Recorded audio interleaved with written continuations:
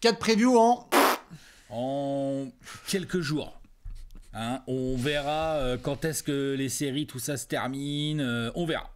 4 previews on arrive. Voilà, c'est ça. 4 previews en abonne-toi. Combien de previews? Ah oui, 4. Exactement. Ce qui est sûr, c'est que nous sommes en demi-finale. Wow! Ça y est, on a une affiche de demi-finale, Alex. Ouais, la première qu'on a, c'est celle-ci qui concerne les Suns et donc évidemment les Nuggets qui seront à domicile. Enfin, à domicile, qui auront l'avantage du terrain et qui seront à domicile pour les 2 premiers matchs. J'étais persuadé que Boston aussi ferait le travail pour nous offrir une deuxième affiche face à nos amis les Sixers, mais apparemment, il existe un meneur très très fort balle en main, avec de la glace dans les veines. Ah, je me permets de flex parce que quand même... Il est surcoté. Attends. On sait tous qu'il est surcoté. Attends juste, quel match de triangle. Il défend pas. Quel match de triangle, Alex. C'est de la merde. Quel match de triangle. Non mais gros match et surtout... Il est énorme. Quelle erreur des Celtics de laisser les Hawks à porter comme ça. Mais attention, ils sont en train de faire traîner leur série. Bref, on n'est pas là pour débriefer. On pourrait d'ailleurs, mais on n'est pas là pour. Tout à fait, on va rester sur Suns Nuggets. C'est notre première affiche officielle de demi-finale. Nuggets Suns, tout à fait. On sera entre le Colorado et l'Arizona pour celles et ceux qui aiment bien la géographie. Info importante à avoir tout de suite en tête. Pourquoi on fait la preview ici, maintenant et à distance? Parce que le Game 1, c'est dès ce samedi. Les playoffs NBA, c'est toujours la folie. Il va y avoir peut-être des Game 7, il va y avoir peut-être des séries qui vont aller jusqu'au bout de la nuit. Ce sera ce week-end, samedi et dimanche, l'occasion d'avoir des séries en 7. Et la NBA n'a pas de temps à perdre, Alex. On a évidemment une série qui commence dès ce samedi soir. Ouais, et une série qui promet beaucoup. Oh, je suis très très hype. Sur plein d'angles qu'on va discuter bien évidemment dans cette preview. Entre 2 équipes qui sont quand même plutôt bien connus pour leur talent offensif. Je crois, oui. 2 équipes dont on peut discuter la défense, évidemment. 2 équipes qui, dans des circonstances assez différentes, mais ont quand même passé assez facilement leur premier tour. Oui. Ça, j'imagine qu'on va en parler dans la dynamique. Il y a un nombre de points tactico-techniques possibles qui est genre juste hallucinant. La liste, c'est... J'étais là genre ok, alors attends, bouge pas. Ah, ouais. c'est une série où en termes de basket pur, on peut beaucoup prendre du plaisir et se régaler. Il y a beaucoup de joueurs intelligents sur le parquet. Oh là là là là là, ouais. Il y a de l'animosité. Ah ouais, ça s'aime pas beaucoup. Suns Info, les Nuggets. Suns Info, tout à fait. On va reparler de tout ça. Ça, les Nuggets. Il y a évidemment des histoires entre Nikola Jokic et Devin Booker. Comme tu le disais, on va faire de la dynamique pour commencer. Ensuite, on fera du tactico-technique. Après, on zoomera sur un joueur. Ouais, Factor X, joueur à suivre. Enfin, voilà quoi. Petit Factor X, le classique. Et puis ensuite, vous le savez, on doit terminer avec le principal, qui est probablement la section vers laquelle les gens vont parce qu'ils en ont rien à foutre de zone analyse. Je rigole. C'est le pronostico. Voilà. Le pronostico, exactement. Alex, on se sent comment côté Suns à l'approche de cette série face au leader de la conférence Ouest? Non, mais c'est clair, on se sent bien et en même temps on se sent pas non plus d'un niveau de sérénité absolue, quoi, on va pas se mentir. Je peux te mettre on the spot au moment de démarrer la dynamique? Il va me demander mon pronostic, l'autre dans l'intro, tu sais. C'est quoi ton prono? Tu penses qu'il va y avoir combien dans la série? C'est quoi ton prono? Non, question très sérieuse, c'est qui le favori? Ah, c'est Denver. Bon, arrête. Ah si. Oh, le culot. Non. Tu penses? Bah oui, vu le premier tour des Suns. Ok. Après, ça veut pas dire que forcément Denver va se balader, bien évidemment que non. Ça veut pas dire que c'est n'importe quoi les gens qui vont prédire Phoenix et tout machin, on verra nos pronostics à la fin. Mm-hmm. C'est juste que, avantage du terrain, je les ai suffisamment sous-estimés jusqu'à maintenant, et je suis pas le seul d'ailleurs.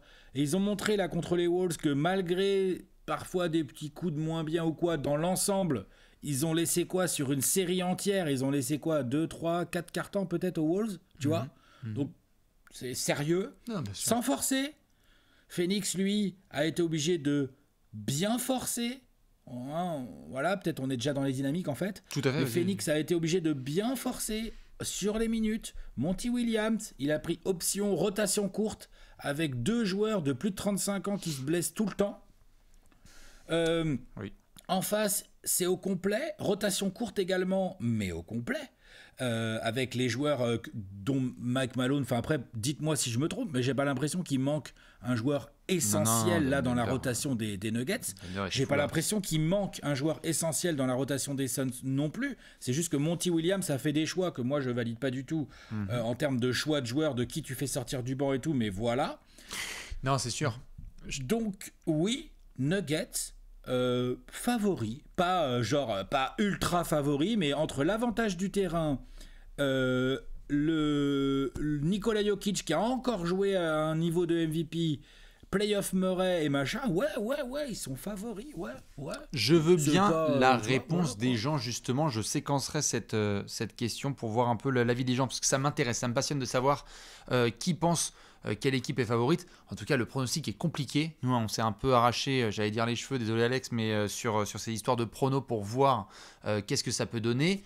Oui, parlons des dynamiques. Tu l'as lancé évidemment avec cette histoire de favoris. Côté Phoenix, j'ai le sentiment que c'est toujours aussi difficile de jauger vraiment cette équipe parce qu'on a eu une arrivée, donc comme on l'a dit, de KD à mi-saison, qu'on a eu quelques matchs, ce fameux bilan là de 8-0, lorsque KD avait un orteil sur le parquet avec le maillot des Suns, et que la série face aux Clippers, c'est une série où c'est difficile de jauger ces Suns parce que crédit total à Los Angeles et Tyronn Lue qui ont essayé de tout donner dans la bataille, mais où moi j'ai vraiment le sentiment qu'il est là, le premier test de Phoenix. C'est maintenant là, c'est contre Denver, parce que les Clippers, il y a eu un premier match en effet qui a été remporté à Phoenix, mais les Suns, par les Clippers, tout à fait. Mais les Suns ne nous ont pas vraiment rassurés sur ces 2 premières semaines. En fait, pas rassurés. En fait, les Suns, vraiment, j'ai attaqué direct sur Monty, mais vraiment, je valide. Je maintiens mes propos. Monty ne m'a pas du tout rassuré. J'aime pas du tout ses choix. Oui. Partir sur une rotation courte en play-off, rien d'hallucinant non plus. Mais là, non seulement la rotation est courte, mais en plus sur 3 joueurs qui sont évidemment essentiels, ils forcent à fond au niveau minutes. Je veux dire, Kevin Durant et Devin Booker sont à 43 minutes chacun par match. Et Cri-Cri, 38 minutes par match. Chris Paul. Non, mais bien sûr. Je veux dire, le mec qui, en termes de timing de blessure, a quand même le plus. Parmi les mecs qui ont le plus de poids, parce que là, on vient de faire une série contre Kawhi Leonard, donc quand même. Mais parmi les mecs qui ont le plus de poids, si tu vois, en termes de timing de blessure. Tout à fait. Ça, c'est pas rassurant, parce que pour battre des Clippers sans Kawhi à partir du Game 2 et sans Paul George de toute la série, il faut forcer sur tes meilleurs joueurs. Mais. Vas-y. Non, mais j'allais dire, et pour autant, la grande question que se posent pas mal de gens en voyant le premier tour des Suns, j'ai l'impression, donc il y a l'aspect de Monty Williams que tu mentionnes totalement, sur lequel on s'est tous regardés en se disant what the fuck, c'était un des trucs les plus tendances.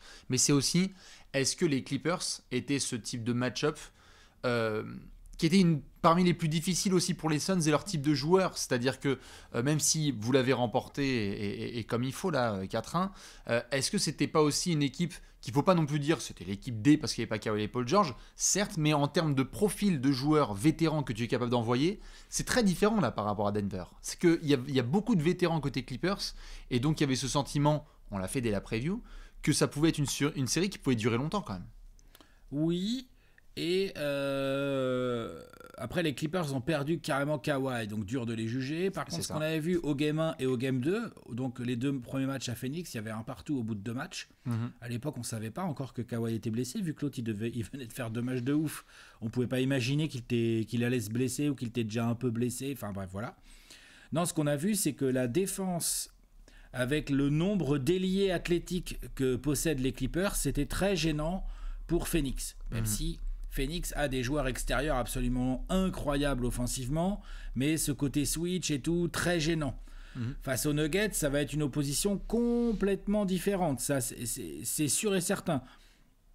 Donc j'ai vu un peu quelques observateurs, mais plutôt branchés Phoenix, ils disaient oui, mais les Nuggets, ça va mieux nous convenir, on va pouvoir attaquer différemment. Peut-être que tu vas pouvoir attaquer mieux ou différemment. Enfin, attaquer mieux. Quand tu vois la série que font Booker et KD, moi je veux bien qu'ils attaquent mieux. Hein. Ouais, tout mais à fait, on parle de 65 points par match à 2. Je préfère pas parler des pourcentages, que c'est indécent. Bien sûr. Non, mais c'est vrai que y a des il y a des points à observer côté Suns. Dans tous les cas, il y a beaucoup de hype autour de cette équipe parce que voilà, on voit le niveau auquel Booker peut jouer. On a fait un point, toi et moi, Alex, en disant quel joueur est meilleur sur ce premier tour de playoff. Il est étincelant, et des deux côtés du terrain et à la distribution. C'est vraiment très intéressant ce qu'on va voir côté Phoenix sur le deuxième tour, parce que côté Denver, on avait parlé tous les deux de la preview. Toi, on avait tous les deux dit que Denver passait évidemment ce tour. On avait donné un tout petit peu plus de chance à Minnesota de tenir. Et on a dit... Moi, c'était pas du tout la série, à part le résultat final, c'est pas du tout la série que je pensais. Quoi. Tu vois, à laquelle tu pensais, tout à fait. Et donc, ce que j'allais dire pour te lancer, c'est que Denver, on en a parlé tous les deux à la vidéo débrief du premier tour, Denver est une des équipes parmi les favoris qui a dit le travail doit être fait, calme, clean, ça a été géré. Vraiment, les Nuggets ont été très bons sur ce premier tour. Très bons, eux aussi, et c'est normal, ils ont tiré un peu sur certains joueurs importants, mais moins que Phoenix. Jokic est à 38 et quelques minutes, ou Murray aussi, d'ailleurs ils sont vers les 38 minutes chacun. Ils ont bien tiré sur Michael Porter Jr. dans les 36 minutes, et après ça descend tout de suite en dessous de 35. Ce qui est intéressant, c'est qu'ils ont...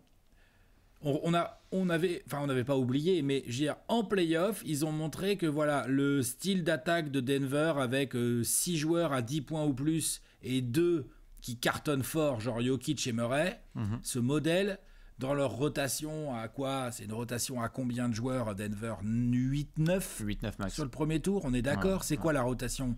C'est Jeff Green qui joue, c'est Bruce Brown qui sort du banc, Green, Christian Brown aussi, puis après voilà quoi. Et après vite fait quoi.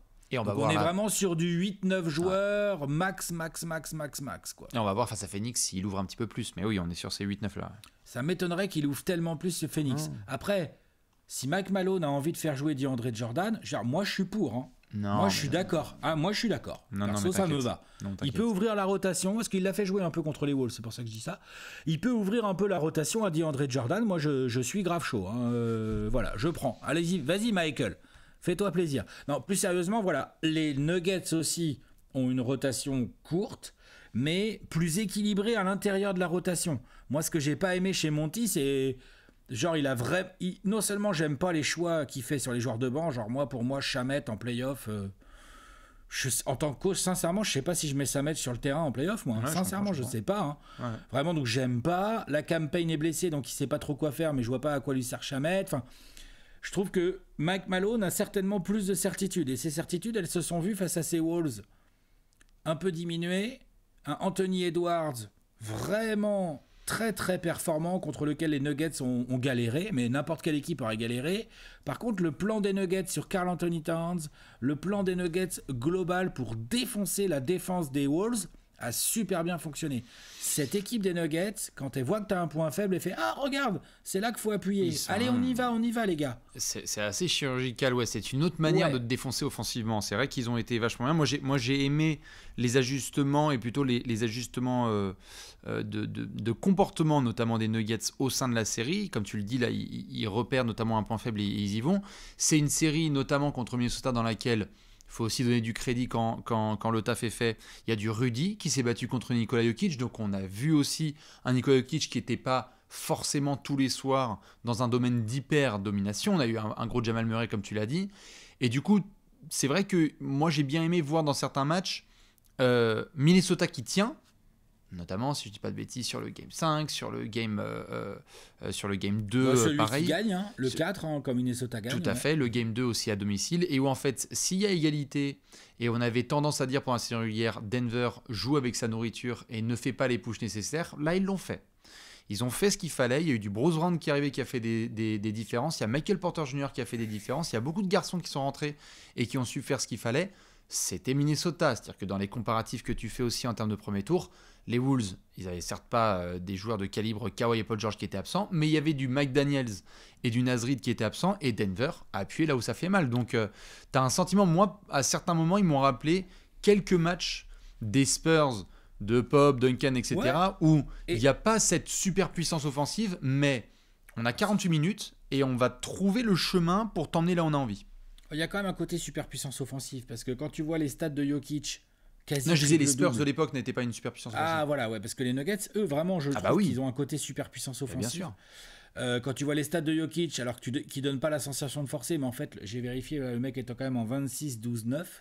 Alors, il est en 26-12-9. Pareil, avec des pourcentages au tir indécents. Non, mais tout à fait, mais c'est vrai qu'il était, à certains moments, quand même, je l'ai trouvé plutôt bien défendu par rapport à ce qu'il aurait pu... Non, mais il n'a pas été si mal défendu que ça. C'est juste que Jokic, même quand il est bien défendu, il va te faire très mal, en fait. Ah oui, bien sûr. C'est ça que je veux dire. Et je ne sais pas si les Suns peuvent réellement miser sur on va très bien défendre Jokic en plus, tu vois. Je suis pas sûr de ça. J'aimerais bien pouvoir le dire, mais franchement, je miserais pas dessus. Donc moi, c'est ça que j'ai beaucoup aimé dans ce premier tour des Nuggets, c'est qu'ils ont dominé en jouant leur jeu sans donner l'impression de forcer quoi que ce soit. Ouais. Là où je trouve que les Suns, il y a cette sensation de, ils forcent un peu déjà en fait. Tout à fait. Voilà, c'est ça c'est pour ça que j'en reviens à ta question de départ, que je trouve que sur les dynamiques, mettre les Nuggets favoris, ça se discute. Sur les dynamiques, je peux comprendre. C'est sur le papier où forcément, lorsqu'il y a du superstar power, souvent on a tendance à dire où sont les... Tu sais, on le dit souvent en playoff, où sont les superstars sur cette série. Et c'est vrai que on aura l'occasion de classer. Ça va être hyper intéressant d'ailleurs de voir à la fin de cette série quel est l'ordre. Est-ce que Jokic est tout en haut et il y a KD en dessous et il y a Booker, ou est-ce que c'est KD tout en haut et puis il y a une bataille? Est-ce que c'est Booker tout en haut exactement? Est-ce que Jamal Murray arrive et fait allez vous faire mettre? En fait, c'est moi. Donc pour terminer, évidemment, vous savez, on aime bien en parler, mais là, ça manque de pertinence. Match de saison régulière, 2 partout entre les deux équipes. Il y a eu 2 matchs remportés par Phoenix. Il n'y avait pas un seul des titulaires quasiment présents. Enfin, il y avait beaucoup d'absents côté Nuggets. Et lorsqu'il y a eu les Nuggets Suns de début de saison, c'était avant Kevin Durant, etc. Donc c'est difficile de jauger. Par contre, c'était notamment un des matchs les plus fantastiques de la saison à Noël, où il y a le poster de Aaron Gordon et tout, c'était n'importe quoi. Alex, il y a un vrai historique pour les gens qui sont habitués aux grosses histoires de rivalité de conférence Est avec des franchises où c'est bien connu, on se déteste, etc. Suns Nuggets, ça peut pas se piffrer, quoi, vraiment. Non, ça peut pas trop se piffrer, c'est vrai. Il y a un petit historique, il y a eu des échanges de joueurs dans le passé, il y a l'affaire McDyess à l'époque qui avait mis des histoires entre les deux franchises, notamment entre les supporters et les dirigeants. C'était McDyess, je crois que je l'ai raconté dans un article sur Trash Talk un jour, une histoire de kidnapping. Ouais. Où Jason Kidd et tout, ils étaient là, et comment il s'appelle, Danny Seul, il avait flairé le coup, enfin bref. Je ressortirai l'article, je le mettrai en com ou je sais pas où. N'hésitez pas à me demander si je le fais pas. Mais voilà, donc ouais, c'est des franchises qui se sont pas si souvent que ça croisées, parce que là on dit oui, il y a le Suns in 4 et tout. Bon, c'est vrai, il y a l'histoire de 2021. Je dis pas de bêtises, voilà, où les Suns ont défoncé les Nuggets, mais les Nuggets sans Jamal Murray quand même, donc c'est quand même pas du tout la même chanson. Donc voilà, ouais, je pense que ça s'aime pas beaucoup. Je pense qu'il y a plein d'autres petites choses. Il y a des petites rivalités. Tu as parlé de Booker Jokic tout à l'heure. Je pense qu'il y a des joueurs des Nuggets qui vont mettre de la fierté à rentrer dans la bouche d'un Kevin Durant ou d'un gars comme ça, tu vois. Ça, je pense que voilà. Est-ce que des joueurs comme Ayton, est-ce que Ayton peut enfin mettre un peu de fierté dans son jeu et se dire ok, Niko Jokic, on sait que je suis capable de faire un peu de boulot dessus, je vais essayer de recommencer. Tu vois, ce genre de choses. Bien sûr, on avait vu des matchs, les premiers matchs, les baptêmes de Ayton, qui en reparle encore, des premiers matchs de baptême de Ayton par Jokic, où ensuite Ayton a très bien répondu, notamment sur le run de 2021 où vous allez jusqu'en finale. Donc il y a plein de confrontations hyper intéressantes. On va peut-être aller dans le bureau des entraîneurs. Allez, le tactico, le hashtag. C'est l'heure du point tactico-technique. Nous sommes dans le bureau de Monty Williams qui apparemment n'a que 3 joueurs en tête. Nous sommes aussi dans le bureau de monsieur Mike Malone avec tout un collectif à devoir bien faire marcher dans cette section. C'est très simple, on se penche sur un aspect précis du terrain. Si vous en avez un, n'hésitez pas à le partager. Alex, quel est ton point tactico-technique sur cette série Nuggets Suns ? Ça concerne les défenses dans leur globalité. Je le formulerai de la manière suivante. Quelle défense, parmi celle des Suns ou celle des Nuggets, va réussir à être la plus intense et la plus régulière? Dans le sens où je sais très bien que ce ne sont pas 2 équipes défensives à la base. Clairement pas. Elles ont des joueurs qui en sont capables, Les Nuggets l'ont déjà montré. Les Suns, on sait qu'avec Ayton, Durant, Torrey Craig, Okogie, on a vu les efforts de Booker impressionnants là sur ce premier tour face aux Clippers. Ils peuvent. Ouais. Mais ce sont des équipes qui sont très focalisés sur l'attaque et qui, mine de rien, encaissent pas mal de points. Non, mais c'est vrai. Et qui encaissent pas mal de points, 2 raisons. Souvent parce qu'aussi elles essayent parfois de jouer assez vite, donc tu génères de plus en plus de possessions. Et aussi parce que au niveau du repli, au niveau des efforts, au niveau de l'intensité, au niveau de tenir une vraie bonne défense 48 minutes, ces 2 équipes-là n'ont pas offert d'immenses garanties. Et pourquoi je mets ça en point tactico-technique qui m'apparaît comme très important? Parce que je pense que ces 2 équipes-là vont nous produire une série offensive, mais de grands malades mentaux. Prenez, si vous aimez bien l'attaque... Grands malades mentaux. Allez-y, parce que ça va être beau. Ça va être très beau. Incroyable. Ouais. Et donc, comme toujours... dans les séries comme ça de grands malades mentaux en attaque, il va y avoir un moment où il va falloir faire péter des stops. Il va y avoir un moment, je dis n'importe quoi, dans le 2e quart, on va faire « Ouh, les Suns, ils n'ont pas marqué depuis 4 possessions. » Quand tu marques pas pendant 4 possessions contre les Nuggets, c'est un run. Tu te prends un point dans la gueule. Et d'ailleurs, ça marche dans l'autre sens aussi. C'est-à-dire que les Suns ont montré, d'ailleurs, ils ont encaissé énormément de points, les Suns, face aux Clippers. Kawhi ou pas, ils ont pris des sauces, les Suns. Par... légèreté parfois, manque de concentration, manque de système aussi, manque de bonne rotation, plein de trucs, on peut trouver plein de circonstances. La réalité, c'est que les Suns, il n'y a quasiment pas un match, je crois qu'il y a juste le match 4, où les Clippers font juste 100 points. Sinon, ils ont dépassé easy les 100 points et plutôt les 120 et jusqu'aux 130 points à chaque fois. Donc c'est énorme. Les Suns vont pas pouvoir défendre aussi mal dans la série face aux Nuggets, parce que c'est combien, ils vont prendre combien, 180 alors tous les soirs.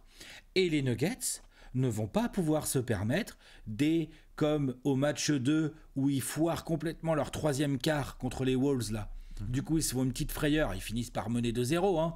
Tu vois, c'est le match 2, hein. Non mais ouais, tout à fait, mais là, c'est les Wolves dont on parle. C'est-à-dire que là, les Suns, c'est un autre...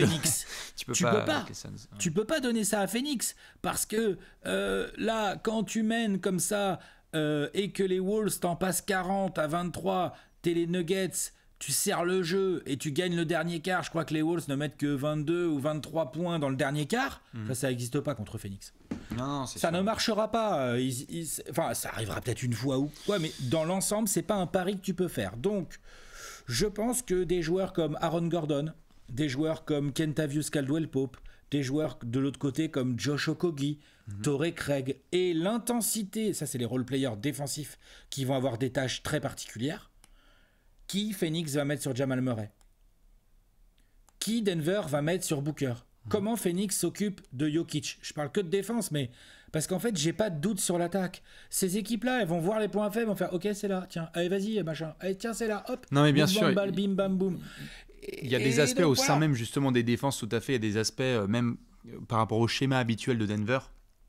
On les a vus pas mal drop aussi sur beaucoup de schémas défensifs. Ah, moi, je veux bien qu'ils drop contre Phoenix. Si tu continues à drop comme ça pendant 10 jours sur Phoenix, il va y avoir des 4 doigts comme ça qui vont s'afficher parce que ça va être très très compliqué. Ouais, je veux bien qu'ils drop sur Booker ou Durant. Tout à fait. Et de l'autre côté, il y a des garçons aussi chez vous où tu sens que tu as très très envie de les fatiguer de par leur âge avancé, par exemple, ou de leur friabilité mentale, ça dépend de certains. Et du coup, c'est vrai que ça va être fascinant de voir côté chaque coach et coaching staff quels sont les plans défensifs sur la série et entre chaque match, parce que tu peux pas avoir sur ce genre de série, tu peux pas avoir sur cette série un plan que tu vas complètement garder du premier au 6 ou 7e si la série va longtemps. J'espère que Monty Williams t'entend. J'espère que Monty Williams t'écoute. Mais c'est ce qui crée les doutes. C'est ce qui crée aussi les doutes côté Phoenix, c'est normal. Tout à fait. Défensivement, il y a des grosses démarres. Moi, ce serait ça. Ce serait laquelle de ces deux équipes. Et c'est aussi pour ça que je mets Denver dans ma tête légèrement favori, parce que je pense que Denver en est plus près que Phoenix d'être capable de produire des matchs défensivement à peu près average, un peu plus, quoi. Et où ton attaque, du coup, est tellement forte que tu gagnes, quoi. Tu vois. Bien sûr. Voilà. Mais après, c'est vrai que toi, tu parlais des individualités. C'est vrai que Denver doit pas être ravi non plus de devoir se faire des Booker, Kevin Durant et voilà quoi. Enfin, tu vois, genre évidemment. Sûr. Donc non, mais c'est ça. Pour moi, ça va se jouer certainement là. Il y a des matchs où il va y avoir des runs. Il faudra bien regarder ces runs d'où ils viennent. Et à mon avis, ils viendront du fait que l'équipe qui a pris le run, elle a continué à bien attaquer, mais elle a subi des très bonnes défenses au moment clé. Je suis d'accord. Voilà. J'hésitais de mon côté parce que je te parlais évidemment de Money Time. Je suis fasciné par cette série parce que j'ai l'impression aussi qu'on va se retrouver dans des schémas où il va y avoir, je pense, peu de blowout de par les puissances offensives de ces équipes. Normalement, c'est des équipes qui ont les moyens de... Ouais, je suis d'accord. T'es mené de 12, tu reviens. T'es mené de 16, tu reviens. Il y a égalité, ça continue, ça exécute. Il n'y a pas de problème. Il y a de l'expérience, de l'intelligence. Ils savent qui a combien de fautes. Donc, je suis fasciné par les histoires de Money Time parce qu'il va falloir être très très bon et que donc on a aussi des écoles qui s'opposent un petit peu. C'est-à-dire qu'on a vraiment... Opposé. Alors, il y a opposé en soi sur le papier parce qu'on voit KD, Devin Booker qui sont des monstres absolus sans système. C'est-à-dire qu'ils sont capables aussi de dire bon bah voilà, allez vous faire foutre en fait, écartez-vous, on va trouver la solution. Et puis en même temps, côté Denver, on a tendance à dire très jeu collectif, c'est vrai, mais putain quand tu vois certains gars comme Jamal Murray, c'est vrai que ça peut faire la diff. Non, finalement j'ai réfléchi et j'ai changé mon fusil d'épaule à la dernière seconde. Les bancs. Ça fait des semaines que je te... Ah bah là tu peux y aller. Ça fait des semaines que je te titille un peu, et c'est normal avec la fanbase des Suns, sur l'épaisseur du banc des Suns, son utilisation, son épaisseur et les options qui existent. Tu viens de le dire, il faut sortir quelques noms qui viennent du premier tour. Josh Okogie en sortie de banc, on a un peu de Bismack Biyombo, on a eu quelques micro-minutes de Cameron Payne, un peu de Landry Shamet comme tu le disais. En réalité... le banc de Phoenix et la profondeur sont les éléments principaux qui, moi, m'empêchent de penser à une parade à Phoenix en juin. Voilà, ça, moi, je te l'ai dit depuis des semaines, j'ai du mal avec ça. Mais c'est pas comme si tu affrontais le banc de la Dream Team 92 en face. C'est que Denver, en face, on a dit, il y a du Bruce Brown, il y a du Jeff Green, il y a du Christian Brown, il y a quelques éventuelles options que tu peux avoir en fin fond 2. Mais les critiques qui ont été faites aussi contre Denver, par les médias américains ou même internationaux, et y compris sur l'Hexagone, c'est qui sont les meilleurs joueurs de ton banc. Et on a deux franchises qui ont des excellents 5 majeurs, mais qui va faire la différence? Qui va être le meilleur 6e homme de cette série? Est-ce que, en fait, Alex, on est dans une série de playoffs où Josh Okogie devient une star? Parce qu'en fait, c'est un gars qui est sorti du banc, qui a eu des missions de verrouillage, notamment sur les Devin Booker. Est-ce qu'en face, Christian Brown, qui a le coffre type registre Clippers, c'est-à-dire dans une série comme ça, qui peut avoir du gros temps de jeu, parce que athlétiquement, il peut être là, parce qu'il est dans un range de taille qui lui permet d'être utile des deux côtés du terrain. Est-ce qu'un gars comme ça trouve la faille? Est-ce qu'en gros, il y a quelqu'un qui va se ramener dans cette série et qui va être un X-Factor, très clair. Parce que sur les bancs, il n'y a aucune des deux équipes qui peut dire « j'explose ton banc ». Mais tu vois, c'est là où moi j'aimerais que Monty Williams se montre un peu créatif et tente des vraies minutes de TJ Warren ou des vraies minutes de Terrence Ross. On les a fait venir pourquoi sinon? Et j'entends. Pour faire jouer Shamet, pour tenir la serviette de Shamet.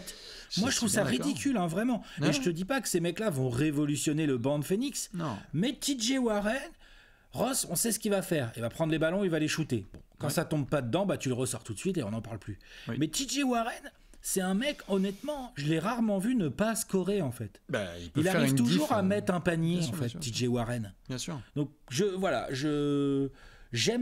ce genre de choses. Bah, j'aimerais qu'ils tentent ça pour gonfler un tout petit peu tu vois, en fait 8 minutes, 12 minutes de TJ Warren, c'est des minutes que KD et ou Booker n'ont pas à jouer, quoi. C'est ça. Mais quand tu parles de TJ Warren, c'est avec les deux mains comme ça en mode prière, parce qu'il y a ce doute sur Monty Williams. Ah bah ouais. Parce que sur l'utilisation du banc, il y a certains joueurs, mais l'utilisation du banc n'est pas géniale, n'est pas idéale. Et donc, je pense pas que tu peux, ni côté Mike Malone, ni côté Monty Williams, faire toute une série sur tes 6 joueurs, c'est-à-dire ton 5 majeur et ton 6e homme, et espérer t'en sortir comme ça encore avec une surutilisation de tes titulaires.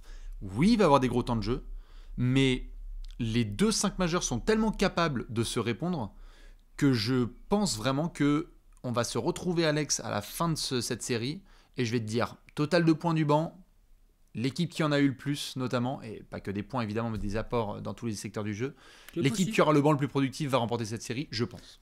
Et tu as aussi, au-delà même, on pourra toujours compter les points du banc, c'est toujours intéressant, effectivement. Et tu as aussi, tu vois, tu parlais d'Okogie tout à l'heure, où tu le mettais en opposition, entre guillemets, à Christian Brown ou à Bruce Brown. Je pense que ces joueurs-là, au-delà même des points qu'ils peuvent marquer, c'est quand ils vont rentrer en jeu en fonction de à côté de qui ils sont, l'impact qu'ils ont. C'est-à-dire qu'on le sait, en fonction des rotations, les grosses minutes que va avoir par exemple un Booker, Kentavious Caldwell-Pope. Après, moi je veux bien qu'il fasse jouer Kentavious Caldwell-Pope autant que Booker, mais ça m'étonnerait. Ce qui veut dire que ces mecs-là que j'ai cités, les Bruce Brown et les Christian Brown, ils vont devoir sûrement s'y coller. Du matos, bien sûr. Ils vont devoir s'y coller. Et limite, au-delà même des points qu'ils vont pouvoir marquer, c'est jusqu'à quel point ils peuvent s'y coller et pas trop prendre l'eau. Ouais. Et même chose pour Okogie ou d'autres gars comme ça qui vont devoir rentrer. On va lui dire, mets-toi sur Jamal Murray.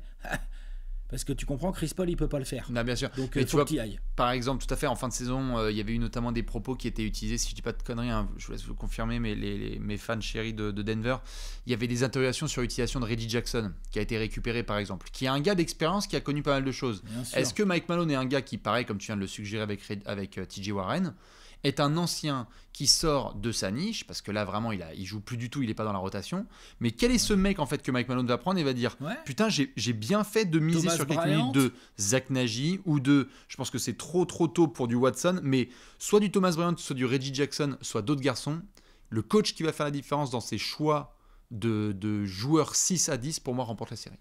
Tout à fait, je suis d'accord. D'ailleurs, il avait dit, Mike Malone, qu'il n'hésiterait pas à faire jouer Reggie Jackson en playoff. Bon, évidemment, il a hésité contre les Wolves. Tout à fait. On va voir, mais sur cette série, je pense que c'est le genre de série, on va voir des petites différences. Alex parle évidemment défense, dites-nous vous ce que vous pensez. J'ai parlé de banc, plein d'aspects passionnants sur cette série qui démarre donc ce samedi à Denver. On va sortir les jumelles ? Ouais, on y va. Nous sommes sur les Factor X, nous sommes sur cette section dans laquelle on a un joueur qu'on va surveiller plus que les autres. Parce que là, il y a tous les noms qui ont été mentionnés. On vient même de parler de TJ Warren et Reggie Jackson. Qu'est-ce que tu veux que je te dise ? Alex, il y a un joueur que tu vas surveiller plus que d'autres dans cette série, c'est qui ? Chris Paul. Oh putain. Oui. Disons que je le mets en Factor X, joueur à suivre. Je pense vraiment, au-delà du talent sans limite de Booker et de Kevin Durant, je pense que Chris Paul est un sujet pour les Suns, parce qu'il faut voir à quel niveau il est capable de jouer, et pour les Nuggets, en fonction du niveau auquel il est capable de jouer. Je m'explique. Chris Paul fait une série bizarre contre les Clippers. Bizarre dans le sens, si tu la regardes de manière globale, bon, il y a presque 14 points, il y a 6 rebonds, il y a 8 passes, il y a 2 interceptions, il y a même un contre... Et il y a 41% au tir et 35% de loin. Donc tu te dis, il n'a pas très bien shooté, ce qui est vrai. Et c'est pour ça qu'il a que 13-14 points et tout. Moi j'ai bien aimé, contre les Clippers, j'ai bien aimé ce que j'ai vu de Chris Paul dans la mentalité, dans les intentions qu'il a données. Il est venu se battre au rebond, il a défendu comme une belle petite vicieuse, comme il est.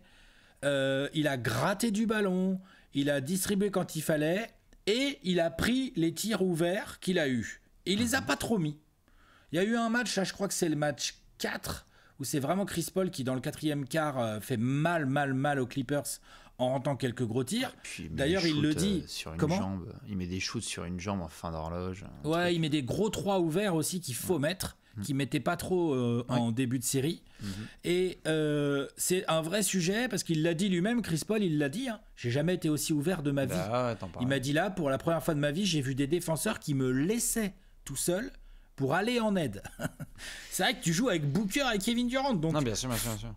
Et d'autant plus quand Torrey Craig, attention, parce que là, Torrey Craig, c'était Ray Allen dans le corner. Donc ça sera pas tous les jours le cas, ça. Non, je te confirme. Donc je te mets Chris Paul en Factor X dans le sens où si Chris Paul ne shoot ne serait-ce qu'un tout petit peu mieux, c'est-à-dire des standards un peu plus Chris Pauliens, quoi. C'est-à-dire, je lui demande pas de redevenir le Chris Paul qui rentre tout et tout, mais quand tu regardes la carrière entière de Chris Paul, je regardais là tout à l'heure, c'est un joueur à 47% au tir et 37% de loin. Il faut qu'il soit point god sur cette série. Si Chris Paul est plutôt à 37-38% à 3 points qu'à 34 et puis qu'à 41 au tir, c'est-à-dire qu'en gros, le choix commence à être vraiment très relou pour la défense des Nuggets et que quand il y a des gros tirs, la défense des Nuggets, de manière logique, préfère verrouiller KD et ou Booker en fonction de qui est sur le terrain et quitte à ce que Chris Paul se retrouve un peu ouvert. Les Suns vont avoir besoin des gros tirs de Chris Paul. C'est quasiment sûr. Il va y avoir des matchs. Tu parlais de Money Time, tu as laissé un peu le Money Time finalement dans ton point tactico-technique. En Money Time, si tu vois que Chris Paul est pas trop dans son match et que tu es Denver, tu dis on va pas laisser quand même Devin Booker ou Kevin Durant nous saccager. On n'a pas envie de laisser Ayton à mi-distance. Finalement, Booker à 40, Chris Paul à 45, si ça doit être ça, pourquoi pas finalement, tu vois. Donc, je pense que Chris Paul va se retrouver dans une situation qui est nouvelle pour lui, où il est en attaque, il est 4e couteau en attaque, en termes de scoring. Mais par contre, il va avoir des points décisifs à rentrer. Et faut qu'il les fasse tomber. Non, bien sûr. Allez, mon cri-cri. 37 ans, quel âge? 38 37, 38. 37. Ouais. Et faut rentrer les gros tirs. Ouais, il va avoir les 38 là, en mai. Là. Ouais. On le sait, on se rappelle l'année dernière. Donc voilà. Joyeux anniv. Ouais, voilà, c'est ça, joyeux anniversaire. Donc si cette année, pour son anniversaire, il peut fêter son anniversaire à coup de 3 points ou à coup de mid-range, moi je suis chaud. Je pense qu'il y a pas mal de choses très très embêtantes pour les Nuggets, éventuellement là, qui se passent par Chris Paul. Voilà. Et j'irai même plus loin, je ne pense pas que Phoenix peut survivre à une mauvaise série de Chris Paul. Possiblement que non, tout à fait. Genre là, vraiment, tu peux pas te faire outplay de fou furieux par le backcourt de Denver. Le backcourt, il y a Booker quand même à côté de Chris Paul, donc ça va pas être facile de outplay le backcourt des Suns. Pardon, sur le poste 1. Ouais, voilà, le poste 1, tout à fait. D'ailleurs, on va voir comment ils vont gérer Murray, les Suns. Ça m'intéresse Chris Paul tout le temps. Non, bien sûr, ils vont essayer de le cacher dans tous les sens, mais sacré cri-cri, on lui a fait confiance plein de fois dans notre vie, on a été... Là, il est devenu Factor X, le type. Ouais, on a été parfois déçus, parfois émerveillés, putain. En tout cas, l'historique nous prouve que normalement, il y a un moment où ça va péter. Avec Chris Paul, merde. Vu le profil de la défense des Nuggets et vu le profil de l'attaque des Suns, c'est sûr que Chris Paul va avoir des tirs très importants à prendre. C'est Jalen Brunson qui lui pétait la gueule l'année dernière, non? Ouais. Bien sûr. Mais là, il a l'air plus en forme. Ah oui, là, lui, contre les Clippers, ok, il m'a pas rassuré au tir. Par contre, je l'ai trouvé bien là. Ça venait se battre au rebond, ça a intercepté du ballon. S'il peut rester comme ça, c'est intéressant ce Chris Paul là, parce qu'il connaît bien le jeu quand même. Ouais, d'accord. Faut juste qu'il rentre les gros tirs. Toi, t'as quelque chose à nous proposer là au niveau du facteur? Ouais. On a l'occasion dans le pronostic de reparler de nos amis Jokic, KD et compagnie. Je vais partir sur Michael Porter Jr. Qui nous a fait un beau premier tour, qui a fait notamment un très beau Game 3 avec 25 points, qui a eu du gros temps de jeu. On est loin des soucis physiques de Michael Porter Jr. Et puis, les comparaisons, ça fait des mois et des années qu'elles durent. Là, voilà la série contre Kevin Durant. Alors évidemment, je ne m'attends pas à un Michael Porter Jr. dans les standards de KD. Par contre, ce qui est sûr et certain, c'est qu'on a une équipe de Denver qui va se retrouver dans des schémas collectifs. On les attend dans l'exécution, du gros Jamal Murray, du gros Nikola Jokic. Mais Michael Porter Jr. fait partie, limite plus que Jamal Murray et Nikola Jokic, de cette rare race de joueurs où, malgré tous les schémas défensifs qui existent, il peut mettre ses points. Ce qui est le cas de Devin Booker et Kevin Durant. Michael Porter Jr., il peut se retrouver dans cette série dans une position incroyable qui est celle de dire « Ok, il y a un souci les gars, donnez-moi la balle et je vais vous sauver, offensivement. » Parce qu'il a tout ce talent-là. No disrespect envers KD et tous les garçons qui sont en face, mais ça va être un merdier à devoir défendre Michael Porter Jr. parce qu'il va être à l'extérieur, qu'il va prendre ses 3 points, qu'il va essayer de driver un petit peu. Moi, j'aime bien là ce qui se passe avec MPJ. Attention de l'autre côté, toujours avec Michael Porter Jr., on est devant une équipe de vétérans qui va cibler des ailiers, ça à va changer des Wolves. Je peux être exactement. Mais... Et ça va lui demander notamment des efforts. À lui, à Mike Malone, attention à ce que Michael Porter Jr. ne devienne pas un sujet dans cette série. Une cible. On parlait de Chris Paul. Exactement. T'es d'accord avec moi que les Suns, ils vont... Genre, s'ils voient KD sur Porter Jr. en 100 ballons, en cut ou quoi, ils vont essayer de le trouver. Et tout à fait. Et à partir même du moment où Michael Porter Jr. sera sur le terrain, ils vont essayer de le cibler parce que ce sera la mismatch en soi sur le papier. Oui. Après, ce sera à lui de faire les efforts. Il peut. Mais attention, je le trouve central. Je pense qu'il a tout le talent pour briller, qu'il a plus trop de soucis physiques, j'ai l'impression, à devoir traîner. Et qu'il y a toujours eu ce baby KD, en fait, qui a été attaché à lui. Mais alors, c'est quoi Michael Porter Jr. sur cette série? C'est 13, 14 points de moyenne ou c'est 20, 22, 23, tu vois?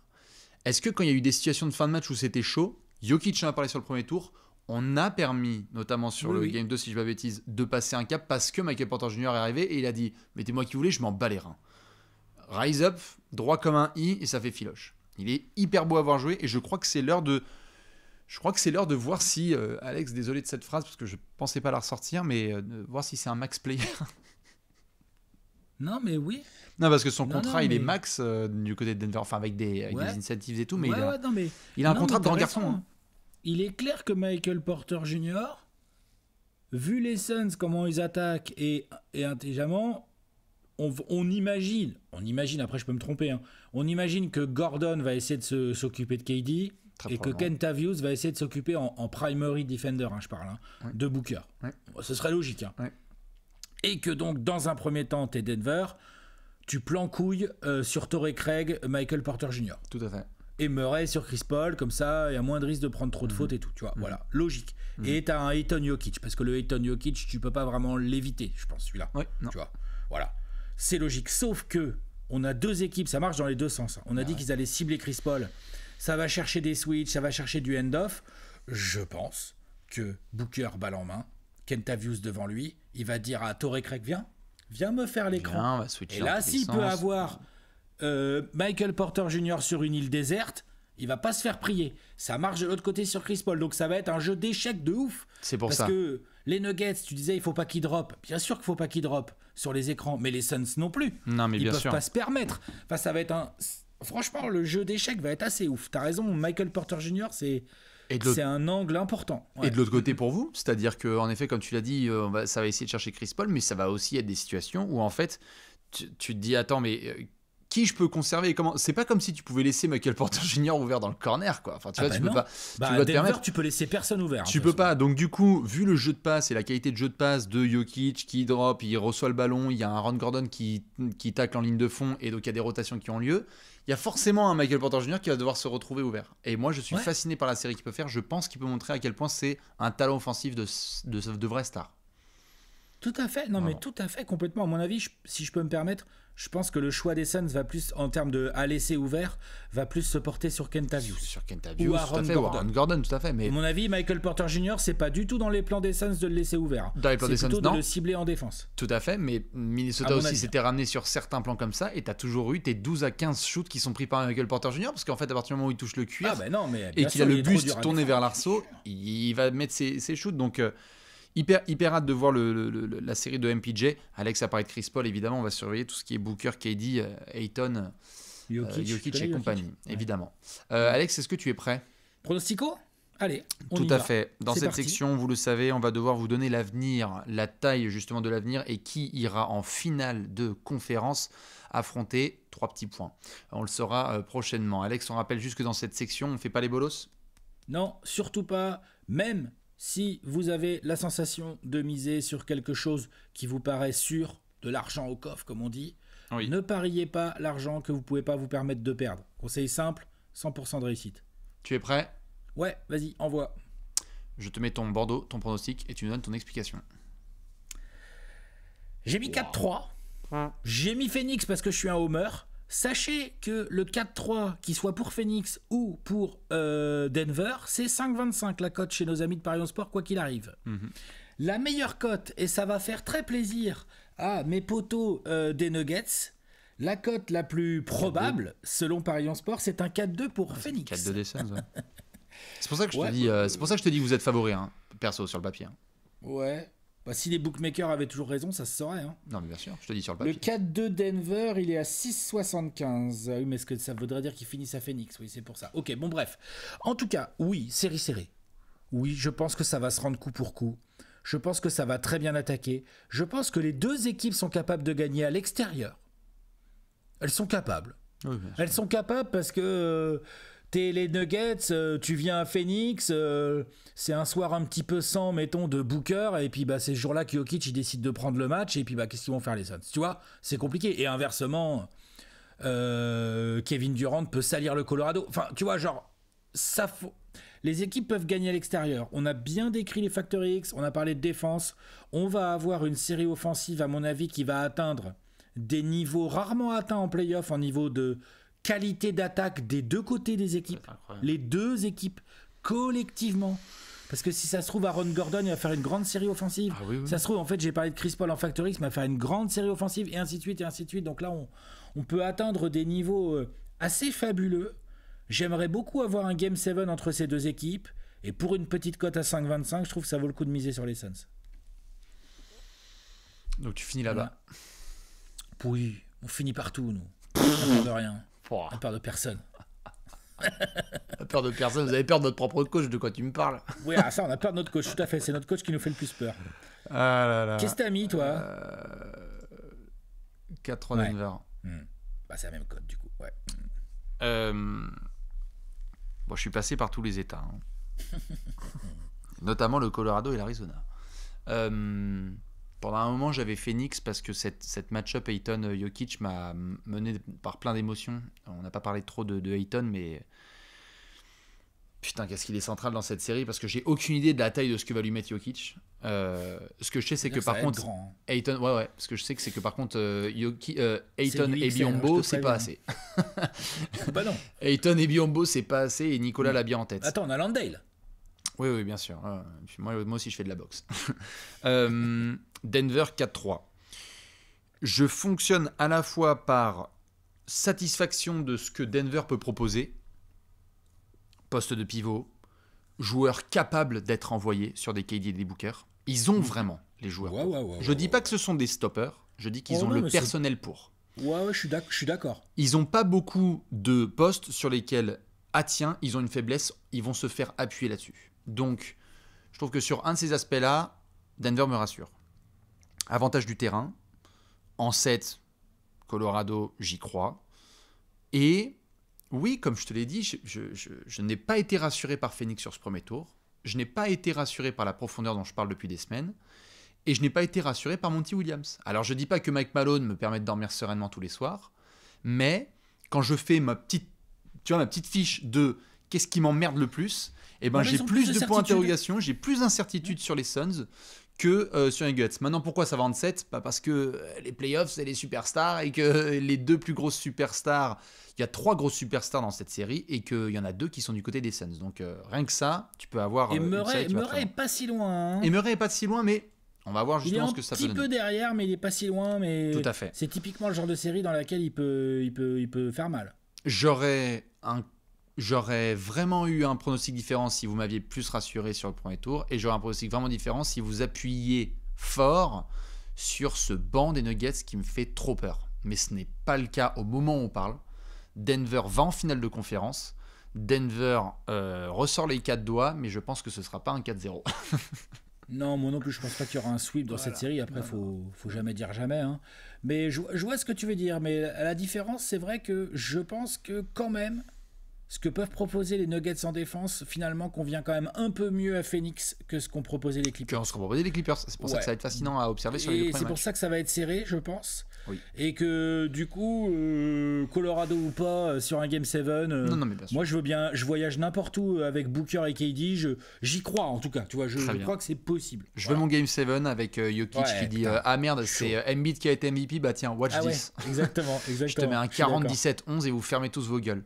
Dans tous les cas, dites-nous vous ce que vous avez comme petit pronostic sur cette série complètement dingue. Hein. Si vous avez autre chose que 4-3 ou 4-2, c'est fou furieux. Si ça se trouve, c'est ce qui va se passer. Et on vous rappelle évidemment de ne pas faire les bolos avec les paris sportifs. Alex, on a été bon sur cette preview, on a été complet. On a été bon, je sais pas, ça c'est pas à nous de juger. Si, moi je te le dis, t'as été très bon. Objectifs. Ouais, écoute, j'ai hâte de cette série. Franchement, elle va être cool. Ça va être formidable. Match 1 ce samedi, match 2 ce lundi. On surveillera tout ça. On va commencer dans le Colorado et ensuite on ira à Phoenix dans l'Arizona. N'hésitez pas à foncer dans les mentions d'Alexis Nator. Merci à Léonce à la prod. Et on se retrouve très vite quand ça tombe avec les previews des autres demi-finales. Des bisous, à la prochaine. Ciao. Et ciao. Ciao.